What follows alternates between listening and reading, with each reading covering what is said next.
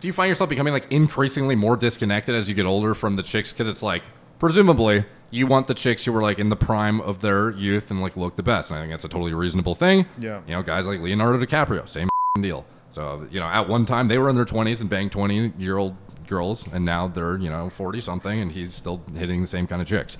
So for you, is it like to the point where you have to like get so high as you get older that it's just like more and more dumbed down to the point where you're like obliterating yourself just to sit with them? You know, I found it's just funny, man. I found in my last relationship,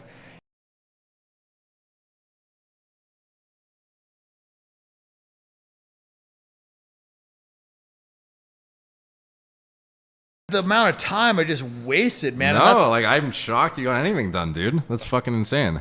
yeah, fuck. Because that's like your energy level at the start of the day. You have a certain amount of allocation to it. Like when I work out, I lose maybe like 30% of my mental capacity from like the investment into the workout. I noticed that. Fucking in a the book chick, writing. that's probably like 10 to 15%, I feel like, that I can't then put into something.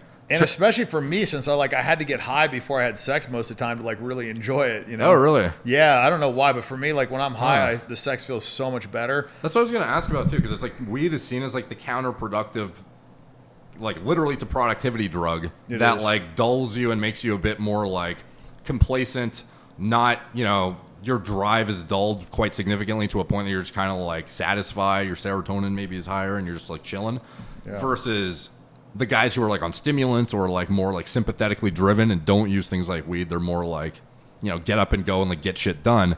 You found that you still needed to, like, what is your opinion on that in general for? I believe that I needed the weed to dumb myself down, to hang out with the girls and not be fucking bored, and like also to enjoy the sex and to have as much sex as I wanted. It was like, I don't know, but I used to be a big advocate of weed. I'm not anymore. I think you're just a better person and better. I think it's fine to smoke here and there, but like I truly believe that weed is addictive, and I think that it's very fucking counterproductive for your life. I think a lot of people stay in shitty relationships because they smoke weed, because it allows you to like be okay with like a subpar. 100%, exactly, 100%. It's like it allows you to bring yourself down to the level of like whoever you're with, so you'll accept a lower intellect. Not to mention that like you'll just put up with more shit, because most guys like, oh, if I fight with this girl, I'm not going to get laid tonight, or like, you know, it's like all this stuff is like when you're high, you just want to get pussy, you want to watch a movie, you don't want to like do a lot, so you take the path of least resistance. What that does when you take the path of least resistance is it sets like, you know, it sets up like with relationships. I feel like, you know, how you start off a relationship kind of like sets a precedent, Apparently right? my And I account feel like is back. Sorry. What's that? Apparently my account just got reinstated. I don't know. Oh, that's good. Yeah, fuck yeah, dude. That was stressing me out a bit. All right, sorry, continue. So yeah, I feel like that sets a precedent, you know? Yeah. And I feel like when you're high a lot in a relationship, you set bad precedents because you put up with more shit than you should, you know? And so I think by doing that, it's like, dude, how do you even deal with like connecting? So like you said, to dumb yourself down for these, you know, these conversations that you otherwise may not find mentally stimulating, whatever. Yeah. Do you find yourself becoming like increasingly more disconnected as you get older from the chicks? Because it's like, presumably, you want the chicks who were like in the prime of their youth and like look the best. And I think that's a totally reasonable thing. Yeah. You know, guys like Leonardo DiCaprio, same fucking deal. So, you know, at one time they were in their 20s and banged 20-year-old girls, and now they're, you know, 40 something and he's still hitting the same kind of chicks.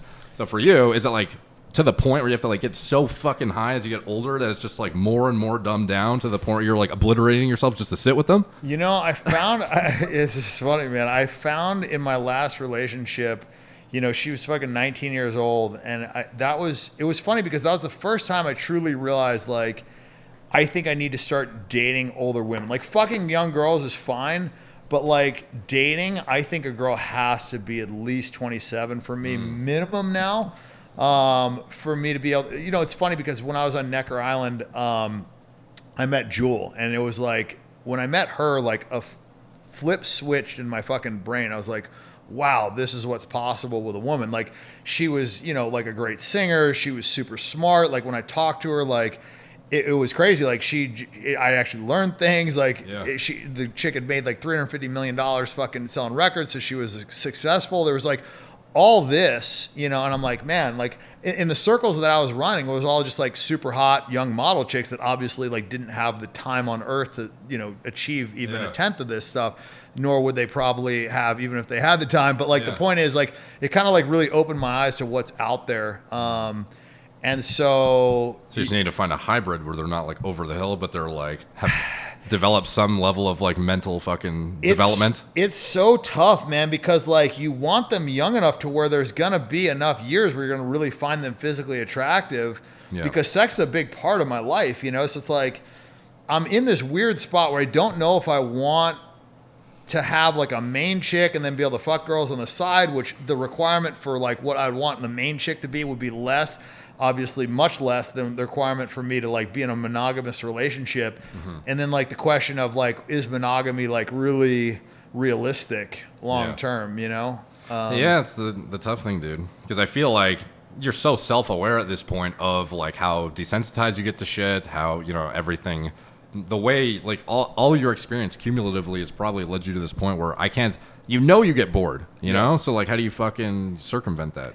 It's tough, man. You have like a main chick and then she's aware of you need like side shit and you just... I'm fighting with that because like I don't know that there's a way, unless the girl's like bi and she's into girls, where it's not gonna fuck with her mentally. Yeah, because like they'll say they're okay with it, I feel like, because like, oh, well, I gotta just do what he says or else I'm not gonna make it through the screening process to get him. But then at the same time in their head, they're getting like potentially like psychologically fucked up. Even if they say they're okay and everything's like fine on the surface, they're like bottling up some weird shit. For sure. I mean, that. And you don't want to impose that on them either.